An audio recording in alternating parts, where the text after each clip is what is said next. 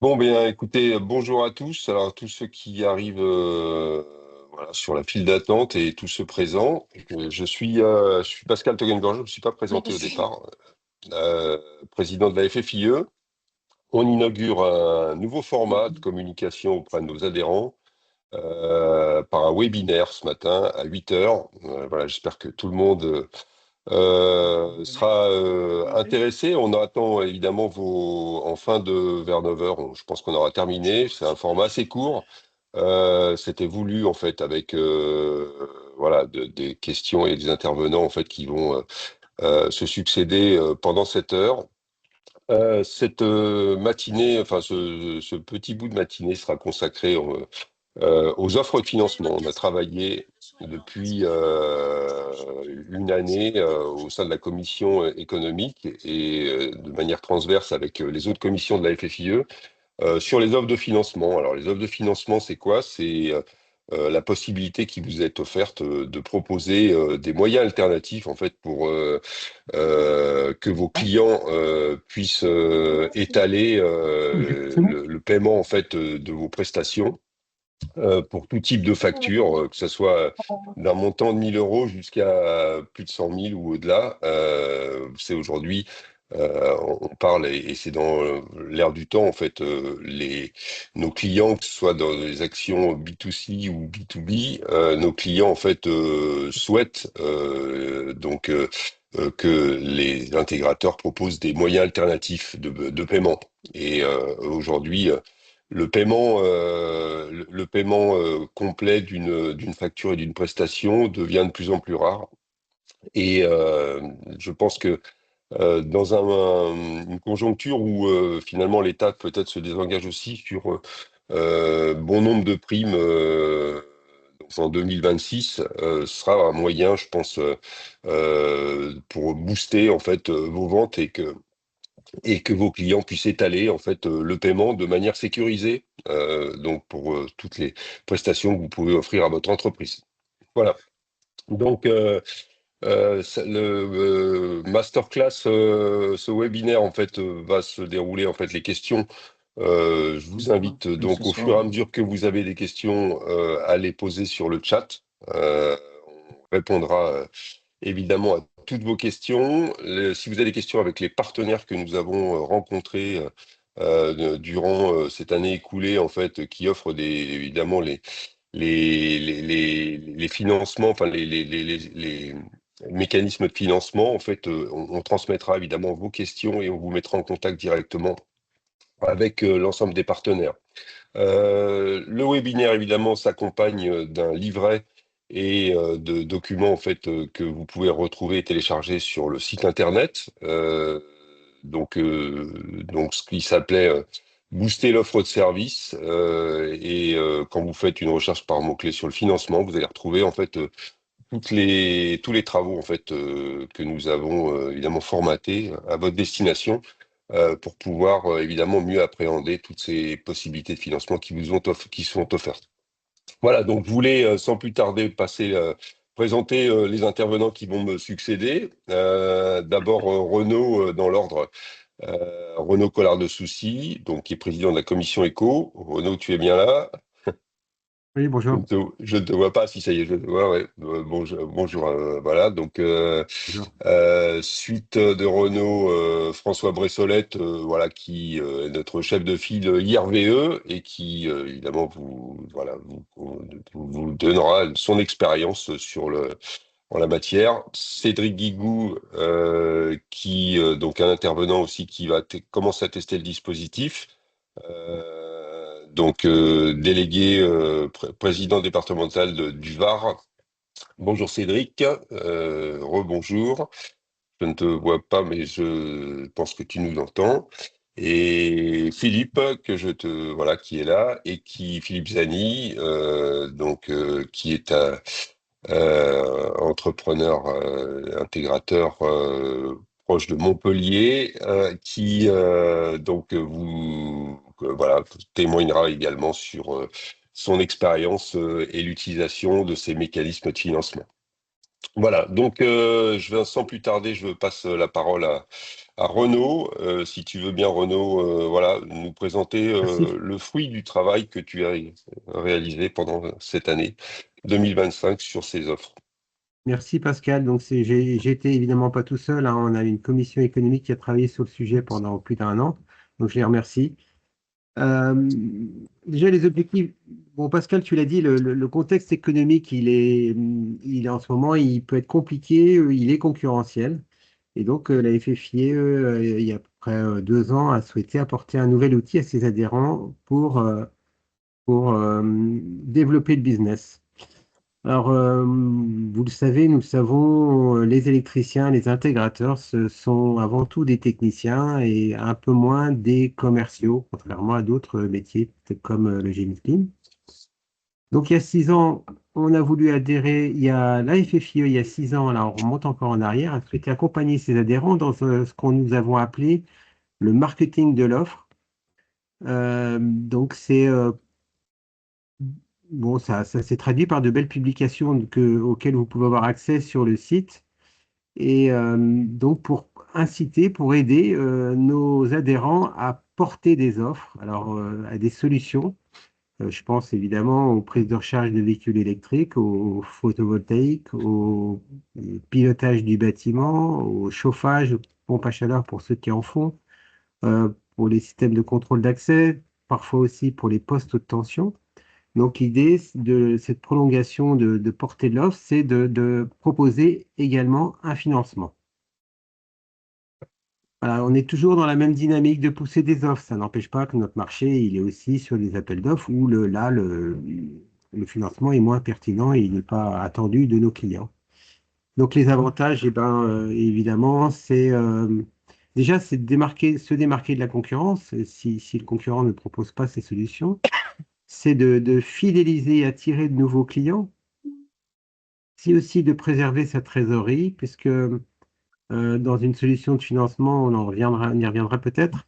Le paiement est fait par le loueur, par la personne qui monte, enfin l'organisme de financement, paye à la réception la totalité de la facture, charge à lui de se faire payer par nos clients suivant un échéancier qu'il définit avec lui, mais nous n'avons plus ce souci de recouvrement de notre créance, c'est le loueur ou enfin, le financier qui s'en occupe. Donc, c'est aussi, on espère, un moyen de booster nos ventes. Et puis, de débloquer aussi des affaires quand les clients ont des problèmes de trésorerie, ou enfin, ils veulent préserver leur trésorerie. C'est un moyen de débloquer, de finaliser l'investissement de leur part. Il y a aussi le contrat de maintenance. Ça leur charge à chacun de voir ce qu'il veut faire, mais il est possible d'inclure le contrat de maintenance dans le loyer de financement de l'organisme financier. Voilà le paysage dressé de ce qu'est, comment nous sommes arrivés à cet encouragement à aller vers le financement pour nos adhérents. Alors, comment est-ce qu'on a travaillé? D'abord, je l'ai dit tout à l'heure, merci à la commission, puisque c'est un travail qui a été long, intense. Donc, on a contacté les partenaires financiers qui ont bien voulu répondre à notre demande. Je les en remercie. Donc, je vais les citer. Il y avait le CTLM, qui est plutôt sur la cible du particulier. L'OCAM, filiale du Crédit Agricole, si je me souviens bien, finance plutôt des clients dans le domaine tertiaire, commerce, industriel et aussi les copropriétés. Release Capital, qui je crois est un broker, lui, il finance les clients du secteur tertiaire, les copros, l'industrie et le commerce. Rexel Lease, donc là on change, enfin bon, c'est un partenaire que vous connaissez bien, c'est un adossement de notre fournisseur Rexel à un broker lui aussi. Donc la cible, c'est le tertiaire, les copros, peut-être le particulier, c'est à l'étude, on verra plus tard. Enfin, son grand frère ou son frère jumeau Sonepar, qui a aussi une offre avec un partenaire Greenflex pour la cible du tertiaire, des copros et des commerces. Et enfin, un dernier qui a accepté de travailler avec nous, Synaxel, qui travaille dans tous les secteurs sauf les particuliers. Donc, on voit que l'offre pour les particuliers est un peu plus restreinte que pour les autres clients. Et néanmoins, on a réussi à trouver deux partenaires qui sont prêts à aller sur ce segment de marché.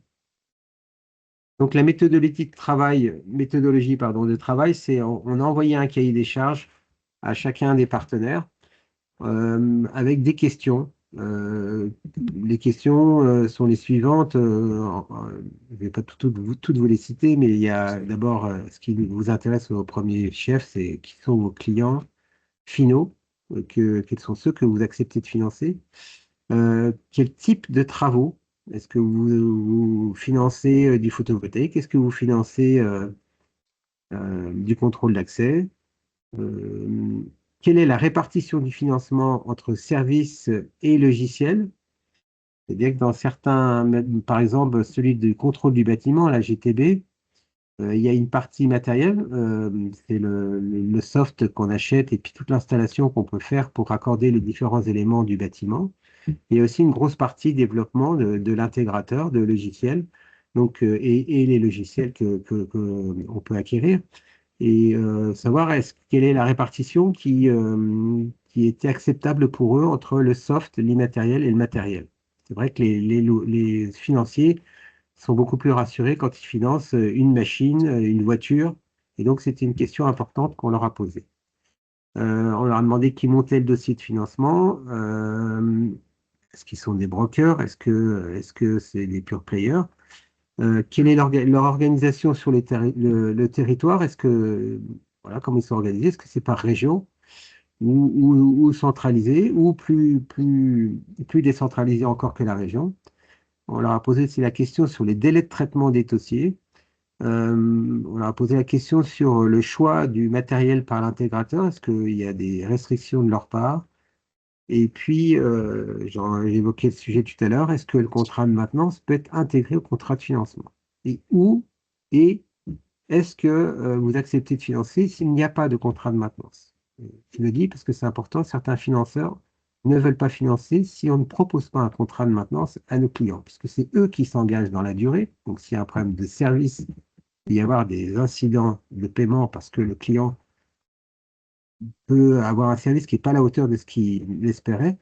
Donc pour eux, c'est important que l'offre d'installation, d'intégration s'accompagne d'un financement. Et donc, merci à tous ces partenaires, puisqu'ils ont tous répondu à toutes les questions, même s'il y a eu pas mal d'allers-retours. Il y a eu des vidéos, des échanges, etc. Et donc, voilà, on est content de pouvoir aujourd'hui vous présenter ces tableaux donc toutes les questions que je vous ai énumérées, vous avez un tableau récap dans le document qui est à votre disposition qui vous donne les réponses à chacune de ces questions. Voilà, donc un grand, grand merci aux partenaires qui ont joué le jeu. Nos questions étaient insistantes, parfois détaillées. Merci à l'équipe. Et puis, donc, pour conclure, c'est l'offre de financement, pour moi, c'est quelque chose de nouveau, sauf certains habitués chevronnés qui vont témoigner, dont un qui va témoigner tout à l'heure. Et pour Ciao. nous, Commission économique, c'est un appui formidable lorsqu'on a la volonté de porter des offres. Voilà, on va passer, je crois, si vous avez des Si questions, Renaud, on va les prendre. Et oui. puis autrement, on va passer Alors les à un questions par premier chat, Renaud. témoignage. On va faire que les questions par chat, comme ça, Ok. ça permettra en même temps de faire profiter tout le monde en fait des éventuels points un peu obscurs si toutefois il y en a. Mais en tout cas, n'hésitez pas à les poser par chat et on va y répondre évidemment en fin de réunion ou au-delà si les questions sont un peu plus compliquées, on n'a pas les réponses immédiatement. Merci Renaud pour ton témoignage et le pilotage de ces travaux.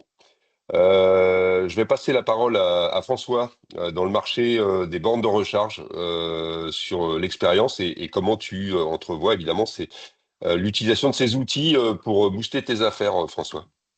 Oui, bonjour à tous. Alors, effectivement, j'ai été particulièrement intéressé à tous ces comparatifs avec des partenaires financiers pour le marché des IRVE, en particulier par les copropriétés, parce que face à nous, nous avons une concurrence sur ce marché qui très souvent va proposer de la gratuité, voire des loyers, et que nous, très souvent, nous n'avons pas en face à proposer la même chose. Sur ce marché, non seulement qui est un marché très aidé, nous savons que ces aides vont justement se terminer bientôt.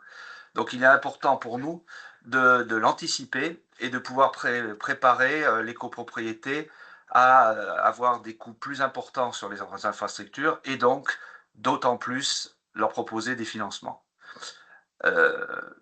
Plusieurs des partenaires dont Renaud vous a parlé tout à l'heure sont prêts à financer les copropriétés. Je suis même directement moi en relation avec un, afin de travailler en même temps et en partenariat également avec les syndics pour pouvoir proposer ces financements sur la durée afin que le coût à la place par propriétaire soit étalé.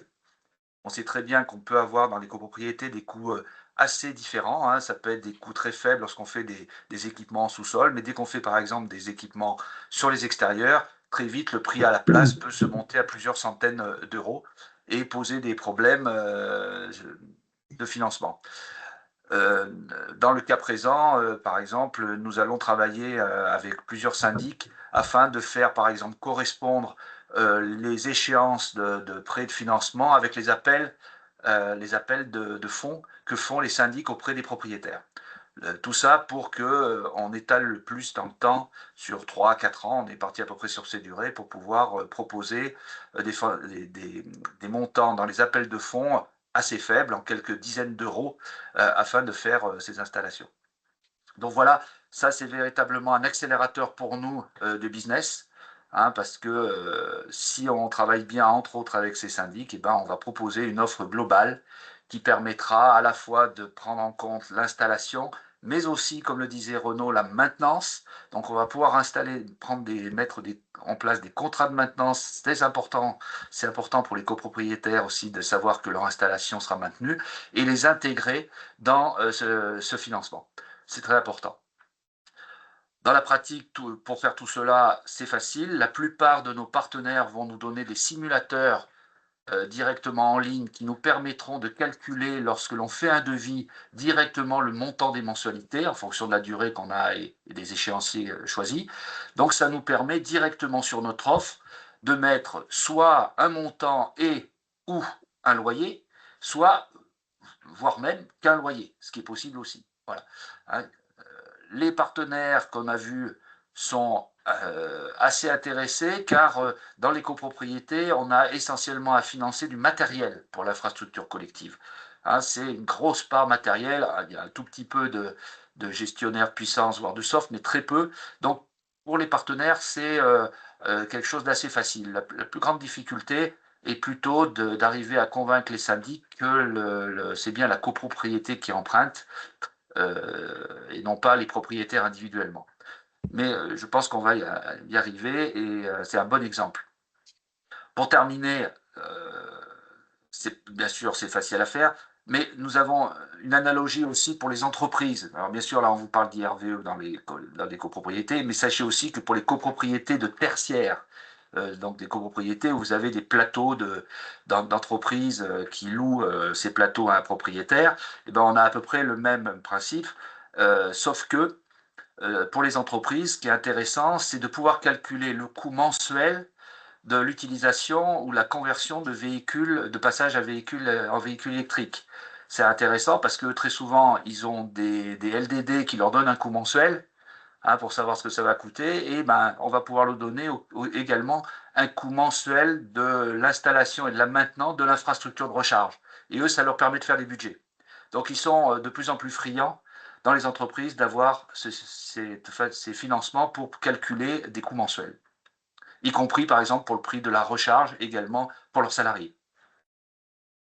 Voilà, donc je pense que pour conclure que nous avons une opportunité importante de booster nos affaires, en particulier dans les copropriétés pour lutter contre la concurrence et faciliter, et améliorer les coûts pour les copropriétaires et de façon plus générale, toutes les IRVE dans les entreprises également.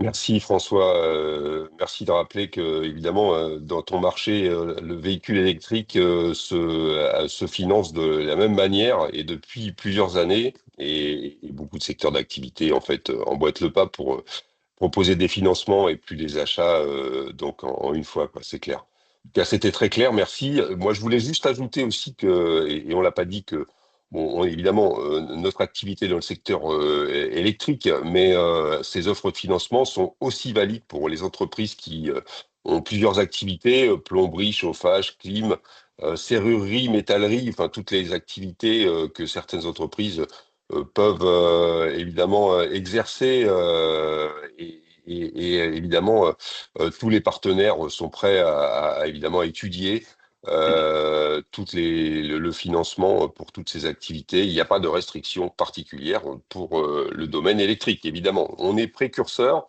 mais évidemment, on pense aussi à l'ensemble des intégrateurs qui ont plusieurs activités. Merci. Je voulais aussi passer, évidemment, c'est important pour voilà, les nouveaux entrants en fait sur ce mécanisme et passer la parole à Cédric.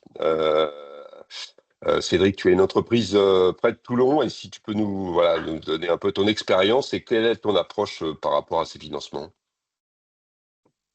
Si tu m'entends et si Bonjour à tu es, voilà, tu es là. ouais. Bonjour à tous. Oui, effectivement, je dirige une entreprise courant fort, courant faible dans le tertiaire à côté de Toulon, dans le Var. Bon, au départ, très clairement, je faisais comme beaucoup d'intégrateurs, hein, on est avant tout des techniciens et donc je vendais une solution technique. Et pour moi, le financement n'était pas le sujet, c'était le sujet du client. Il devait se débrouiller de son côté. Bon, et puis en fait, j'ai très vite compris que le financement n'était pas forcément une option annexe, mais c'était une brique décisive qui pouvait transformer la manière dont le client allait se projeter dans l'avenir. Donc, ce que je vais expliquer, c'est pourquoi je m'y suis engagé, quelles étaient mes craintes et les difficultés que j'imaginais et comment je m'y suis pris en fait pour développer et proposer cette solution. Donc, au départ, en fait, c'est parti la genèse de cette situation. En fait, c'est à à la commission économique hein, que préside Renaud et qui a abouti à l'outil dont il a parlé tout à l'heure, le fameux fascicule qui a été édité par la FFIE, dans lequel on retrouve tous les organismes de financement. Donc moi, au départ, en fait, je me concentrais sur l'expertise technique, plutôt sur tout ce qui est optimisation énergétique, en fait, et IRVE. Et j'étais assez focus sur le retour sur investissement. Donc moi, je me limitais au départ sur une offre solide techniquement, mais j'avais un angle mort sur le plan commercial. Donc pourquoi je me suis engagé? En fait, j'ai discuté avec Philippe Zani, qui va avoir l'occasion de témoigner tout à l'heure et que je remercie encore, et qui nous avait fait partager son expérience et qui nous avait dit, ben, quand on propose le financement, le taux de transformation monte et c'est plus simple à mettre en place qu'on ne l'imagine. Donc c'est ce que j'avais retenu. Ça a changé ma logique. Et là, j'ai vu une opportunité, c'est-à-dire une innovation en termes de service, c'est-à-dire ajouter une brique qui aide le client à se décider et passer d'une solution technique pure à une solution globale. Bref, en gros, je me suis engagé car je voulais lever les freins à la décision. Donc, mes craintes, alors la principale crainte, pour être tout à fait clair là-dessus, c'était de ne pas maîtriser les solutions de financement. Peur de dire une bêtise, de mal cadrer le montage, de perdre en crédibilité aussi vis-à-vis du client. Et puis ensuite, j'avais d'autres craintes secondaires, c'était d'éviter de complexifier l'offre, d'ajouter encore une couche administrative, de ralentir le projet. je ne voyais pas forcément les avantages que pouvait avoir un client en termes de coûts financiers de passer par une solution de leasing. Et j'avais peur aussi du ressenti, puisque moi-même j'en avais peur, et donc je me disais, je me mettais à la place des clients et qui pouvaient avoir la même crainte. C'était le leasing n'a pas très bonne réputation. On a les loueurs de photocopieurs qui sont passés par là et ils ont pas mal entaché cette solution. Donc, bon, après, j'avais quelques tensions. On a toujours du mal à sortir de sa zone d'expertise et de confort. Bref. Donc voilà, ça, c'était en gros mes craintes et les difficultés que j'avais identifiées.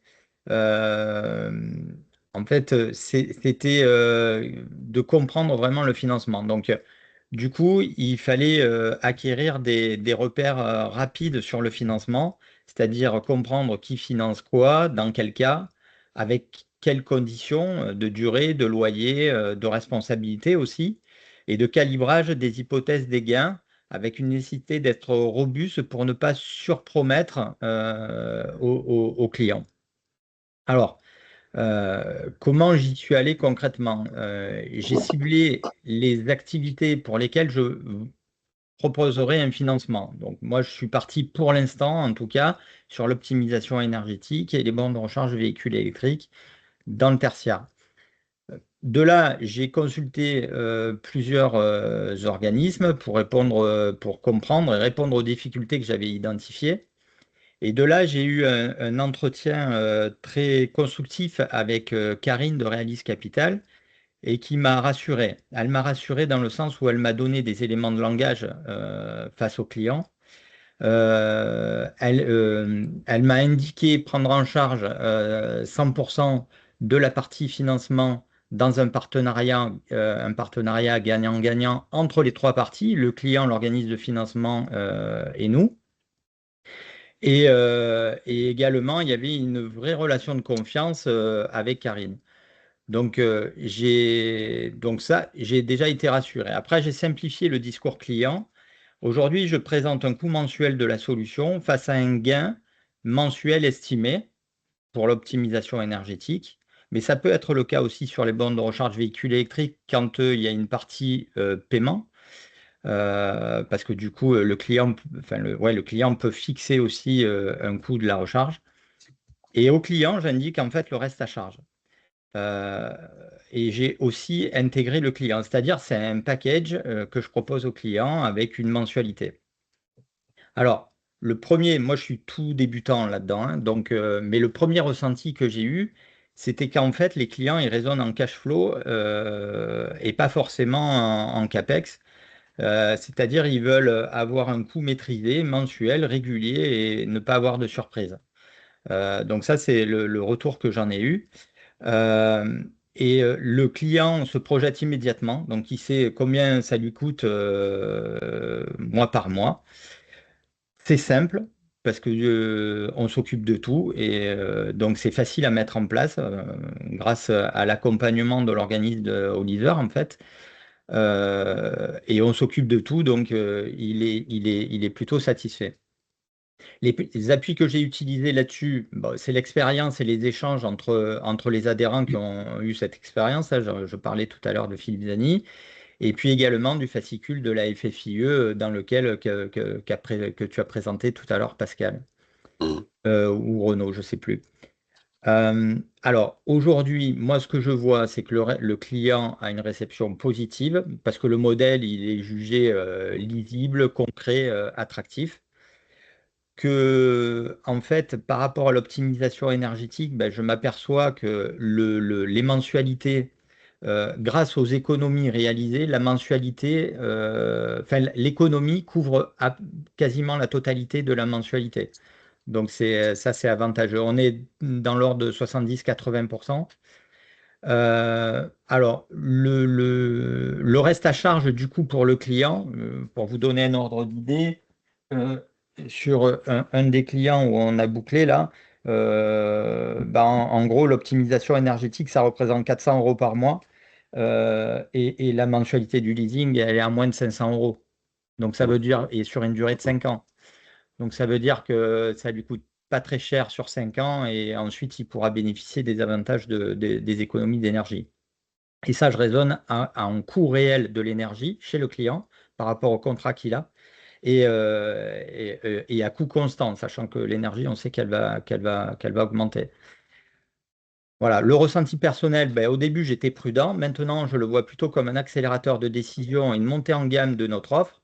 Et surtout, ça me redonne la main sur la vente au lieu de dépendre d'un financement post-discussion où souvent le client il dit ben, je vais voir comment faire, si je peux, etc. Donc, du coup, on reprend la main là-dessus. Voilà, donc en gros, pour conclure, moi, je me suis engagé parce que le financement transforme une bonne solution en décision facile que mes craintes légitimes, mais la méthode FFIE plus le discours simple les ont levées. Je suis convaincu qu'on tient là un standard d'offre, comme peuvent le faire dans d'autres secteurs d'activité, d'autres entreprises, que l'optimisation, on raisonne en ROI, en retour sur investissement, mensuel lisible avec un financement intégré. Voilà, donc en gros, là aujourd'hui, j'en suis juste au début de l'étape, je commence à proposer ces solutions. La transition vers la suite, ben, c'est de consolider l'argumentaire vis-à-vis des clients, de suivre les quelques premières études qu'on a lancées là tout récemment, de mesurer le taux de transformation et de voir un peu l'impact qu'il y a sur le délai de décision, de cibler les nouveaux prospects, parce qu'on va étendre cette proposition sur d'autres secteurs d'activité et d'autres secteurs clientèle de communiquer via les réseaux sociaux. Et puis, on va peut-être étendre, et ça, c'est une opportunité, je ne savais pas, c'est Karine qui m'en a parlé, c'est peut-être étendre la proposition au maître d'ouvrage public parce que visiblement, c'est possible. Donc, on s'affranchit de toutes les démarches liées à la commande publique. Voilà. Très bien, ouais. Alors, mais c'est pour des clients tertiaires principalement. Tu fais aussi du particulier, Cédric. Il y a une demande aussi pour les particuliers ou pour l'instant, tu t'es concentré sur un secteur uniquement tertiaire? Alors, le particulier, en fait, le seul secteur d'activité où on fait du particulier, c'est sur les bornes de recharge de véhicules dans le résidentiel collectif. Sinon, on fait que du D'accord, tertiaire. J'ai essayé, j'ai eu quelques difficultés avec les leasers. Il n'y a pas beaucoup de leasers qui le font, le particulier. Et cet élève m'a décliné, alors LM. qu'on Ah, l'avait identifié comme un partenaire, et il a décliné quand je l'ai sollicité. Il m'a dit non, on ne fera pas. Tout ce qui est, d'accord, même le photovoltaïque et tout, il fait pas. d'accord. Ok, ouais. Bon, bah Donc très bien. aujourd'hui, j'ai mis en sommeil ce secteur-là. D'accord, ok, très bien. Bon, en tout cas, c'est plutôt positif, visiblement. Enfin, en tout cas, tu comptes continuer en fait cette méthode et cette approche en fait avec les financements. Ça génère du chiffre d'affaires et ça lève des freins, visiblement. Alors Merci, le chiffre Cédric. d'affaires, je ne l'ai pas Hmm. encore généré, mais ça va pas tarder, Ça j'en va suis pas convaincu. tarder. Ok, ok. Très bien, merci Cédric. Je vais passer la parole à un autre témoin, une autre expérience dans une autre région, dans l'Hérault et le Gard, en fait, où Philippe est président et animateur en fait de sa section, de ses sections électricité. Philippe, tu as plus d'expérience, je crois, sur le domaine du financement et je te laisse voilà, nous l'expliquer et quelle est ta démarche. Oui, bonjour. Ben, écoutez, oui, moi, ça fait pas loin de 10 ans qu'on travaille avec cette méthode. Euh, à l'origine, on avait moi, le premier, j'y réfléchissais parce que c'est pas ça qui m'a mis la puce à l'oreille, mais je repensais aux gens qui proposaient des alarmes chez les clients en leur disant l'installation est gratuite, le matériel est gratuit, et vous n'avez qu'un abonnement à souscrire pour avoir un système de télésurveillance. En fait, ils ne se rendaient pas compte qu'ils payaient le matériel 4 fois le prix et l'installation aussi. Donc, c'était des démarches qui n'étaient pas très honnêtes, mais qui fonctionnaient. La deuxième expérience négative, c'était d'aller chez des clients. On fait beaucoup de supermarchés, d'hyper, mais surtout dans les supermarchés avec des clients indépendants. On arrivait un matin, on se rendait compte que la nappe était changée, la nappe d'éclairage, donc c'était le début de la LED. Et en fait, on allait voir nos clients en leur demandant pourquoi ils ne nous avaient pas fait appel à nous. Ils nous disaient, mais j'ai reçu des gens qui m'ont proposé un loyer pendant 5 ans, ma nappe est remplacée, je m'occupe de rien. On a dit, tiens, c'est quand même bizarre, on n'est pas capable de faire ça. Troisième expérience, un client industriel qui, dès qu'il avait une installation, alors que ce soit tirer du câble, nous faire une mise en service, un TGBT, comme ça, nous disait, faites-moi une proposition, vous mettez matériel, et je fais les travaux. Et pourquoi tu fais ça? Parce que je finance ça en leasing. Alors, c'était pas très honnête, c'était border, Et on se disait, c'est quand même incroyable. Donc, il y a quelques années de ça, on avait déjà évoqué à la fédération les deux choses, comment on pouvait financer nos installations, et la deuxième, comment on pouvait modifier notre paradigme de business. Donc, on a commencé à essayer de trouver des partenaires. Le premier qu'on a trouvé, donc, c'est l'OCAM, avec qui on a échangé, qui nous ont dit oui, oui, nous, on peut faire ça. Alors, attention, il y a des limites à l'époque, notamment ne pas s'engager sur quand on faisait des installations de LED, sur les économies d'énergie. On peut l'évoquer, mais on ne peut pas l'écrire, parce que c'était compliqué. Il y a 10 ans, on n'était pas dans la même situation qu'aujourd'hui. Et d'ailleurs, on a gardé ça en nous, c'est-à-dire qu'aujourd'hui, on évoque des solutions d'économie, mais on ne s'engage pas, parce qu'on n'a pas la boule de cristal. Hein. Donc, on a démarré une première affaire dans un camping, je me rappelle, on a remplacé tout l'éclairage du camping extérieur et intérieur pour les locaux communs, au travers de cette solution. Ça a super bien marché. Et donc, on a décidé de s'y atteler et on a changé un peu notre façon de faire. Alors, au début, on se posait des questions. Qu'est-ce qu'on propose? Est-ce qu'on ne propose pas? Telle affaire arrivée? Au final, avec l'expérience, on s'est rendu compte que les gens qui étaient les plus souvent intéressés par ces solutions, ce sont des gens qui sont propriétaires de leur bâtiment, bien sûr, qui ont une gestion patrimoniale, qui sont attachés au bon entretien, qui ont une trésorerie, une société saine, mais pas des trésoreries énormes, donc ils sont forcément intéressés par les solutions de financement, parce que, comme le disait Cédric, c'est un loyer qui tombe, mais ce n'est pas un gros investissement au départ pour eux, il n'y a pas de trésorerie affectée, ça leur va très bien. On a évolué dans notre façon de faire. Au début, on proposait, un peu comme disait Cédric, ou un montant de travaux ou un loyer. Maintenant, c'est plus que du loyer. Quand on décide de répondre avec une méthode de financement, on n'affiche plus le montant des travaux. On s'est rendu compte que ça créait des questionnements chez le client qui sont logiques, parce qu'il se dit, est-ce que je ne peux pas le faire financer? Donc, c'est un frein à la décision. Aujourd'hui, c'est un loyer. Il est de toute façon tout à fait capable d'aller chercher un confrère éventuellement pour avoir un montant de travaux et pour pouvoir comparer nos offres. Mais souvent, on se rend compte, alors ce sont aussi souvent, j'ai oublié des clients chez qui, où on a déjà eu des expériences, ou chez qui on est un peu recommandé. On n'arrive pas non plus à faire au fusil en disant, voilà, nous on est les meilleurs, on vous fait le financement. Il y a quand même un réseau au départ. Mais bon, le fait est qu'aujourd'hui, on propose un loyer. Dans ce loyer, on inclut quasiment obligatoirement de la maintenance, alors qui n'est pas forcément lié à l'installation. Je prends l'exemple d'un hôtel qu'on a fait récemment. On fait l'offre de financement pour remplacer tous ces luminaires par de la LED. On a rajouté une petite ligne de maintenance qui consiste à vérifier une fois par an les tableaux, suite au rapport du bureau de contrôle, ce genre de choses, ce qui nous permet de créer un lien pérenne avec le client, et pendant globalement 3, 4 ou 5 ans, une fois par an, on est chez lui. Une fois par an, on peut lui dire, tiens, ça va, ça va pas, pense ça peut être ici, et ça génère éventuellement d'autres affaires à financer. Donc aujourd'hui, je dirais que c'était un peu le second sujet duquel je voulais parler, c'était comment on pouvait changer notre façon de faire du business. Cette façon de proposer les travaux nous a permis d'aller générer du besoin chez le client et de ne pas attendre que le besoin se fasse ressentir pour être consulté et faire un devis. Donc souvent, nos chargés d'affaires, nos techniciens disent à nos clients, ça pourrait s'améliorer, et on lui amène une proposition, même qu'il n'a pas demandé, mais cette proposition, c'est un loyer, ce n'est pas un montant de travaux qui peut lui faire peur. Donc je vous avoue que ça marche pas mal, il y a des fois ça ne marche pas, mais globalement, on a un retour qui est assez satisfaisant. Donc aujourd'hui, j'ai fait le point là parce que je ne l'avais jamais fait, mais ça représente à peu près 10% de notre activité quand même, tout ça. Ce qui est pas mal. Les gros avantages pour le client, bien sûr, c'est que la trésorerie n'est pas affectée. La prise de décision est plus facile.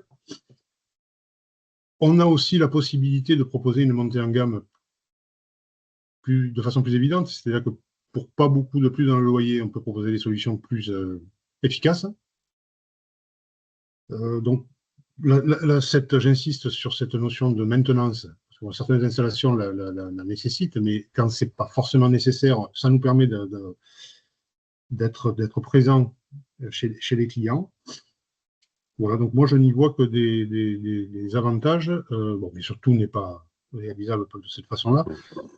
La démarche avec nos partenaires, principalement l'OCAM, elle est super facile parce que souvent, avant d'aller voir le client, on a les informations sur la solvabilité, parce que c'est très rapide chez eux.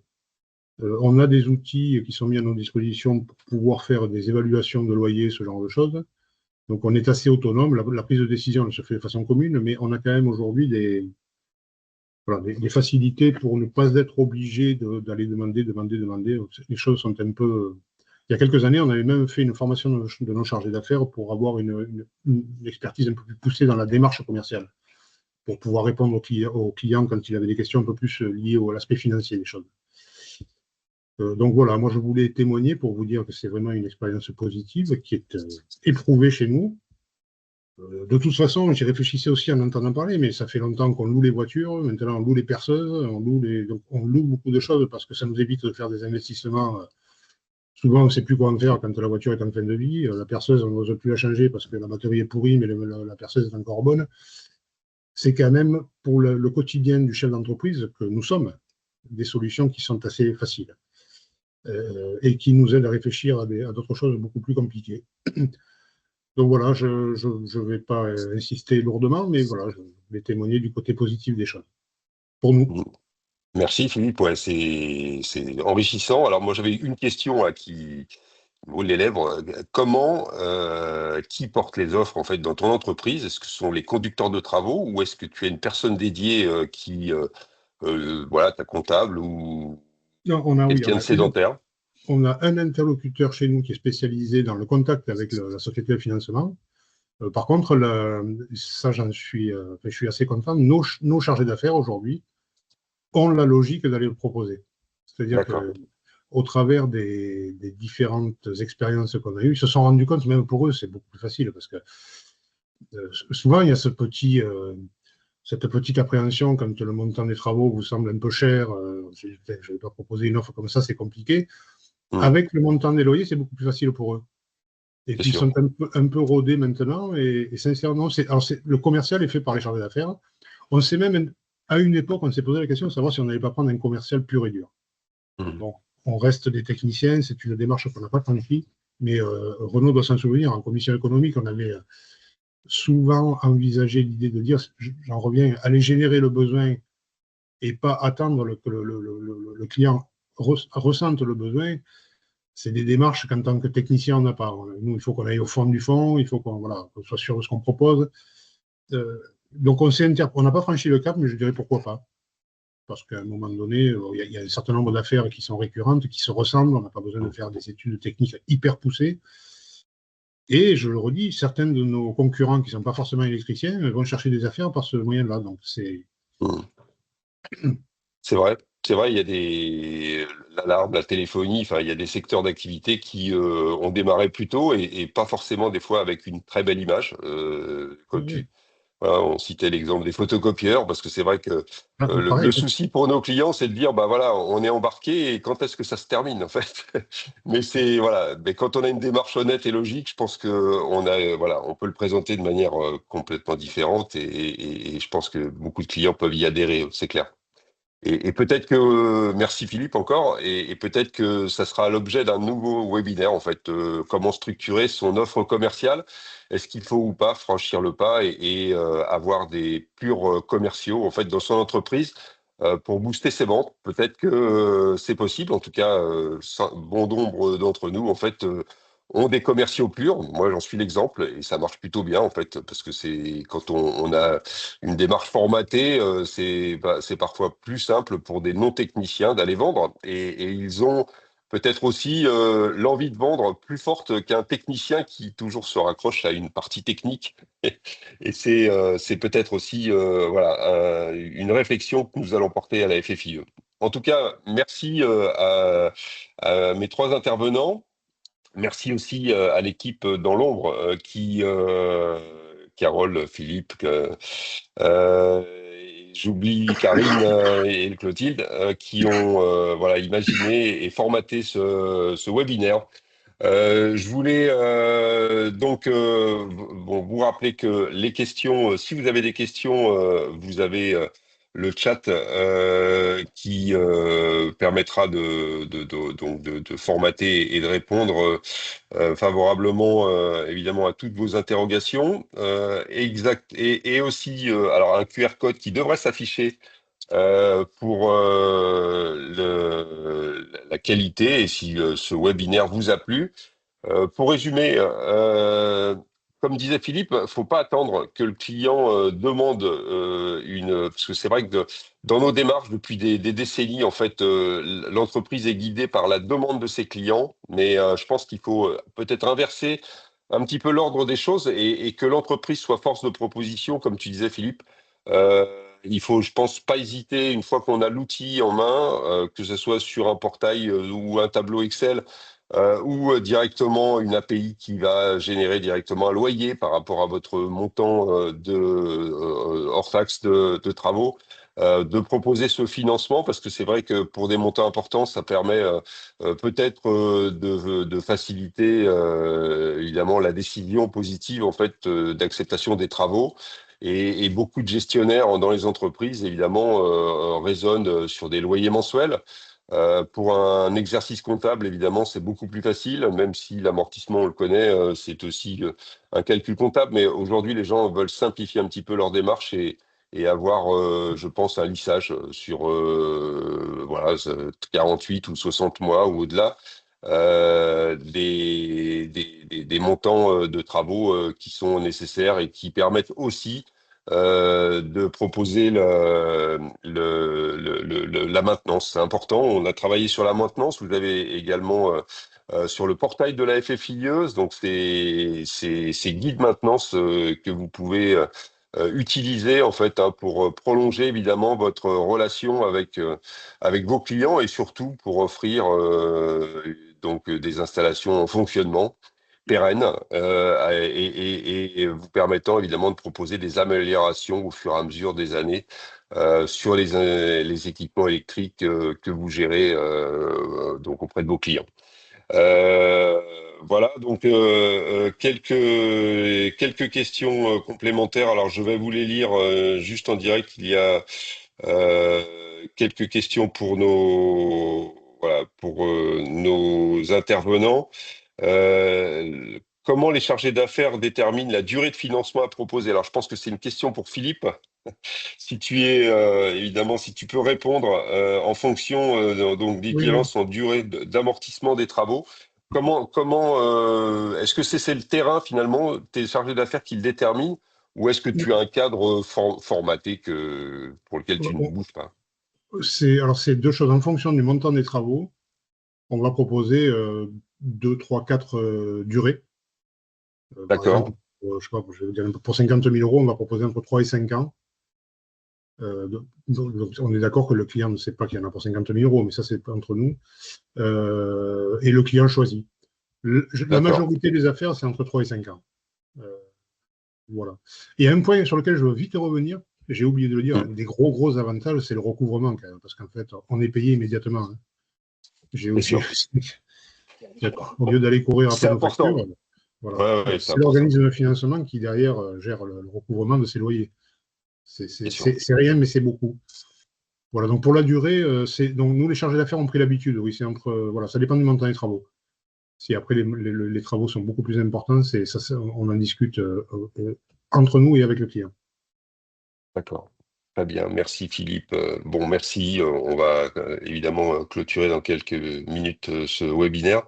Voilà, donc n'hésitez pas à télécharger, utiliser ces documents, les travaux, que nous améliorons évidemment. Nous, on travaille, et je voudrais rappeler que ce soit Renaud, François, Philippe, la FFIE, évidemment, n'imagine pas elle-même à travers une petite cellule à Paris, toutes les travaux qui sont évidemment travailler au sein de nos commissions sont des questions et des interrogations du terrain qui remontent et pour lesquelles la FFIE s'empare et nous élaborons voilà, en équipe évidemment des recueils permettant évidemment de s'améliorer au quotidien et de ne pas être seul. Et c'est là tout l'intérêt de notre syndicat, c'est d'être, voilà, les chiffres parlent d'eux-mêmes puisque nous sommes 8600 entreprises adhérentes aujourd'hui, en relativement forte progression. Évidemment, tous ces domaines nouveaux, évidemment, nous interpellent, que ce soit technique ou économique. Et évidemment, nous essayons de répondre en avance de phase pour que vis-à-vis de vos clients, vous soyez armés tant sur la partie financement que la partie technique. Euh, je voulais, voilà, vous avez le QR code, n'hésitez pas à le flasher sur vos smartphones, nous répondre en toute sincérité sur la qualité de ce premier webinaire. Je pense que vu le nombre de participants, c'est plutôt positif. C'est un format court et qui vous permet finalement de bien appréhender tous les travaux que nous mettons à votre disposition. Rendez-vous dans quelques temps. En tout cas, suivez notre actualité sur FFIE Actu et sur notre site et notre portail internet. Merci à tous de votre participation et je vous dis à très bientôt. Merci.